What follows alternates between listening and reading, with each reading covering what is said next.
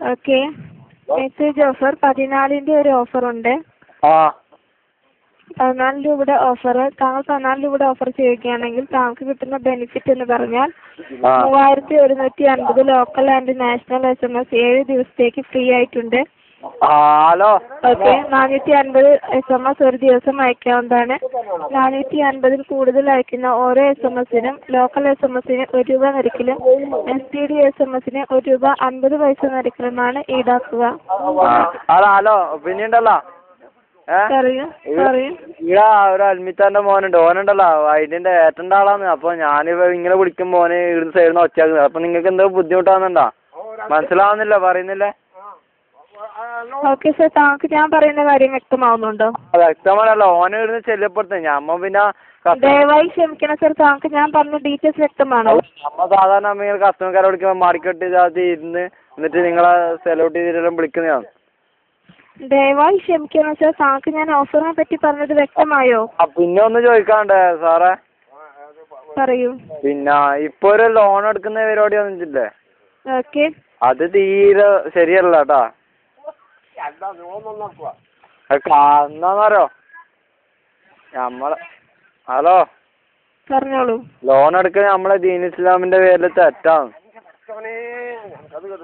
ദയവായി ക്ഷമിക്കണം സർ, താങ്കൾക്ക് വേറെ എന്ത് ഡീറ്റെയിൽസ് ആണ് അറിയേണ്ടതെന്ന് വെച്ചാൽ ചോദിച്ചു പറഞ്ഞു തരാം. അല്ല അത് നിങ്ങൾ പലിശ വാങ്ങുന്നില്ല, അതുകൊണ്ടാണ് നിങ്ങളോട് പറയുന്നത്. നോമ്പല്ല ഒന്നുമില്ലെങ്കിലും നിങ്ങൾ പലിശ വാങ്ങാൻ നിർത്തിക്കൂടെ? നിങ്ങൾ അങ്ങനെ വാങ്ങാൻ പോലെ നമ്മൊരു മുസ്ലിമാണ്. അപ്പൊ ഞമ്മ പലിശ കൊടുക്കൽ തന്നെ ശരിക്കും പറഞ്ഞ ഒരു ഹറാമാണ്. നിങ്ങൾ ശരിക്കും വേണമെങ്കിൽ വിളിച്ച് ചോദിച്ചു ഏതെങ്കിലും ഉസ്താദിനോട്. നമ്മ ഇല്ലത് പറഞ്ഞാണ്. ഓക്കെ സർ, താങ്കൾക്ക് ഇതിനെ പറ്റി എന്താണ് അറിയേണ്ടതെന്ന് പറയൂ. ഇതന്നെ നമുക്ക് കംപ്ലൈന്റ് രേഖപ്പെടുത്താല്ലേ. നിങ്ങൾ ഇത് ലോണ് പലിശ വാങ്ങാൻ പാടില്ല, അത്ര തന്നെ. ദയവായി ക്ഷമിക്കണം സർ, ലോണ് 4 രൂപ എടുത്തിട്ടുണ്ടെങ്കിൽ 5 രൂപയാണ് റിട്ടേൺ വാങ്ങുന്നത്. ഓക്കെ. അതന്നെ നിങ്ങളോട് പറയാം. അതൊരു പലിശയല്ല, അധികല്ലേ. അങ്ങനെയാണെങ്കിൽ നിങ്ങളെ മുതലാളിന്റെ നമ്പറും കൊണ്ട് ഞാൻ വിളിച്ച് പറയാം ഇത് നിങ്ങൾ വെറും തട്ടിപ്പാന്ന്. ശരിക്കും പറഞ്ഞാൽ ഇസ്ലാമപരമായി. ദയവായി ക്ഷമിക്കണം സർ, താങ്കൾക്ക് ഞാൻ പറഞ്ഞ ഡീറ്റെയിൽസ് എല്ലാം വ്യക്തമാണോ? വ്യക്തമല്ല. ഞാൻ ഇതിന്റെ ഇത് പറ, നിങ്ങളെ മുതലാളിന്റെ ഇത് പറ, ഞാൻ വിളിച്ചിട്ട് അവരോട് പറയാം. അവരോട് വിളിച്ച് പറഞ്ഞാൽ അവർ എന്തെങ്കിലും ചെയ്യും. എന്ന് വെച്ചാൽ പലിശ വാങ്ങല് ഞങ്ങൾക്ക് ഇസ്ലാമപരമായിട്ട് തെറ്റാണ്. അപ്പോൾ ഓക്കെ സാർ, ഇങ്ങനെ ഒരു ഓഫർ ഐഡിയയിൽ ഉള്ളതാണ്, അതുകൊണ്ടാണ് ഇത്. അതന്നെ സാറേ ഞാൻ പറയുന്നതെന്ന് അറിയാം. നിങ്ങളെ മുതലാളിനോട് വിളിച്ച് പറയും ഇങ്ങനെ ഒരു കസ്റ്റമർ വിളിച്ച് പറഞ്ഞതിന്. അപ്പൊ എന്തെങ്കിലും ചെയ്യാൻ പറ്റുമെന്ന് ചെയ്യണം. ഓക്കെ, താങ്കൾക്ക് വേണ്ടി ഒരു ഫീഡ്ബാക്ക് ഇവിടുന്ന് കൊടുത്തേക്കാം. ഓക്കെ. പലിശ വാങ്ങലൊരു തെറ്റാണ് നിങ്ങൾക്ക്. ഓക്കെ, താങ്കൾക്ക് വേണ്ടി ഇവിടെ ഒരു ഫീഡ്ബാക്ക് കൊടുത്തേക്കാം. പറഞ്ഞ ഡീറ്റെയിൽസ് എല്ലാം വ്യക്തമാണോ?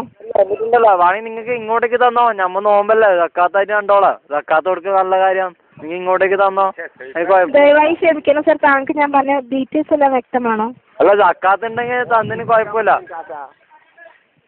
അപ്പോ ഹലോ അപ്പൊ ഹലോ സർ, താങ്കളുടെ ഭാഗം ഹലോ സർ. നിങ്ങൾ റിക്വസ്റ്റ് കൊടുത്തു. താങ്കളുടെ ഭാഗത്ത് നിന്ന് വ്യക്തമായ പ്രതികരണമില്ലേ, താങ്കളുടെ കോൾ എനിക്ക് ഡിസ്കണക്ട് ചെയ്യേണ്ടി വരും. അല്ല നിങ്ങൾ അവിടെ റിക്വസ്റ്റ് കൊടുത്തില്ലേ ഞാൻ കംപ്ലൈന്റ് രേഖപ്പെടുത്തിയത് പലിശ വാങ്ങുന്നതിന്റെ? അതൊക്കെ കൊടുക്കുന്നുണ്ട്. അത് കൊടുക്കണം. ഡീറ്റെയിൽസ് വ്യക്തമാണോ താങ്കൾക്ക്? അല്ല നമ്മളെ ഉസ്താദ് എന്ന് പറഞ്ഞിട്ടുണ്ട് ഇങ്ങനെ പലിശ വാങ്ങലും കൊടുക്കലും എല്ലാം തെറ്റാണ്. ദയവായി ക്ഷമിക്കൂ സർ, താങ്കൾക്ക് ഞാൻ പറഞ്ഞ ഡീറ്റെയിൽസ് എല്ലാം വ്യക്തമാണോ? അല്ല നിങ്ങളെ ഇത് പറയണേ ഒന്ന്. അത് എന്റെ പേര് പറഞ്ഞാൽ മതി. എന്റെ പേര് പറഞ്ഞല്ലേ? ബീരാൻ. ഹലോ കുഞ്ഞുവീരാൻ. ആ പേര് ടൈപ്പ് ചെയ്താ KKPP അല്ല ഇനിഷ്യല്. പിന്നെ ആടെ ഇവനുണ്ടോ സലാം?